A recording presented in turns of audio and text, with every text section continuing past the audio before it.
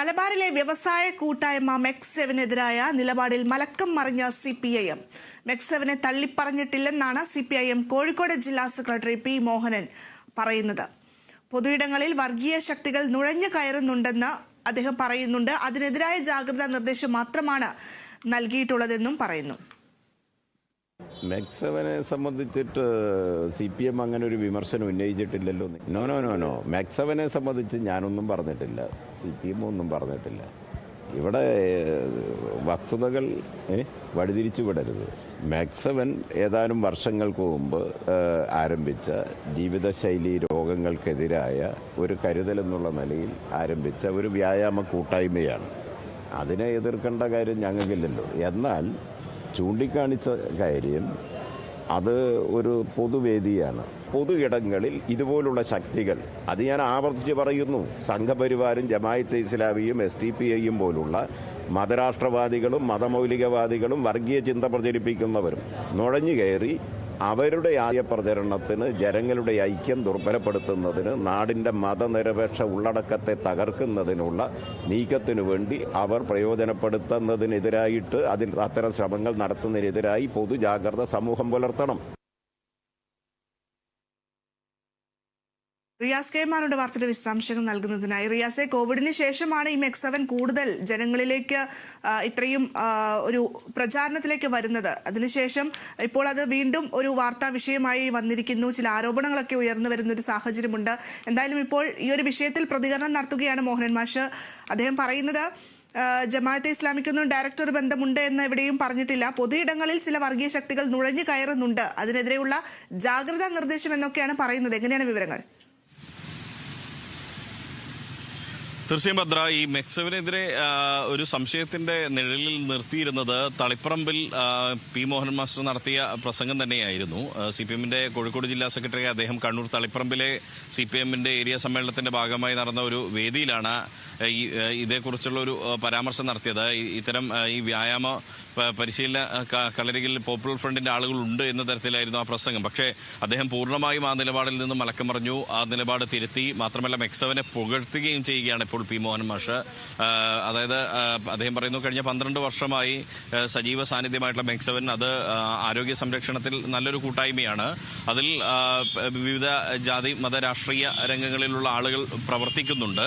അതുകൊണ്ട് തന്നെ ആ ജാതിമത രാഷ്ട്രീയ രംഗങ്ങളിലുള്ള ആളുകൾ പ്രവർത്തിക്കുമ്പോൾ അത്തരം പൊതു ഇടങ്ങളിൽ ഈ ജമാഅത്തെ ഇസ്ലാമിയും അതുപോലെ പോപ്പുലർ ഫ്രണ്ടും SDPIയും പോലുള്ള സംഘപരിവാർ പോലുള്ള വർഗീയ ശക്തികൾ നുഴഞ്ഞു കയറാനുള്ള സാധ്യതയുണ്ട്. അതിൽ ഒരു ജാഗ്രത വേണമെന്നായിരുന്നു താൻ പ്രസംഗിച്ചത്. അല്ലാതെ മെക്സെവനെതിരെ താൻ പറഞ്ഞിട്ടില്ല.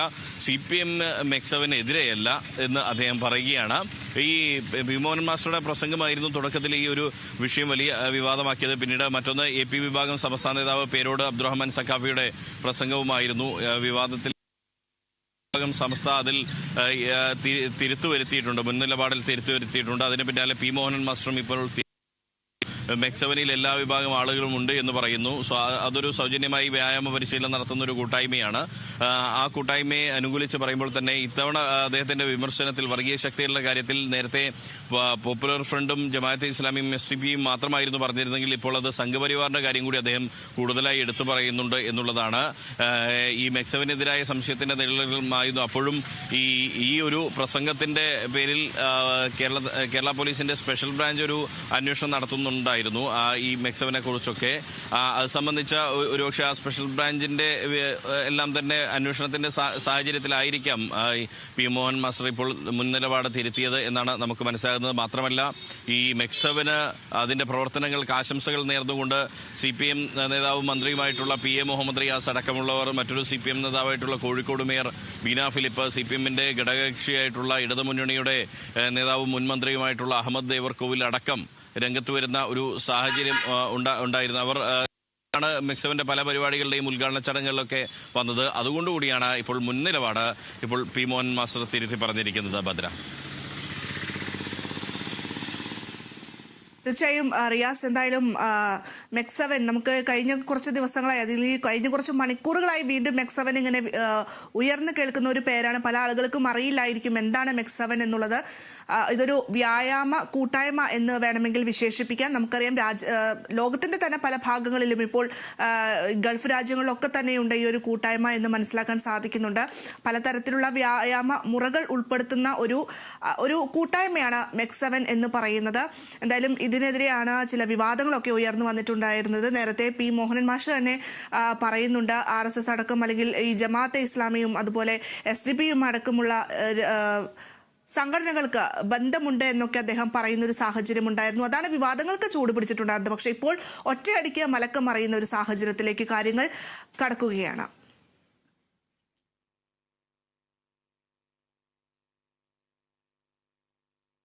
എന്തായാലും ഈ വിവാദങ്ങളൊക്കെ ഇങ്ങനെ കത്തി നിൽക്കുമ്പോൾ വിവാദങ്ങളെക്കുറിച്ച് കേരള വിഷൻ ന്യൂസിനോട് പ്രതികരിച്ചിരിക്കുകയാണ് മലബാറിലെ വ്യായാമ പരിശീലന കൂട്ടായ്മ MEC7 അംഗങ്ങൾ.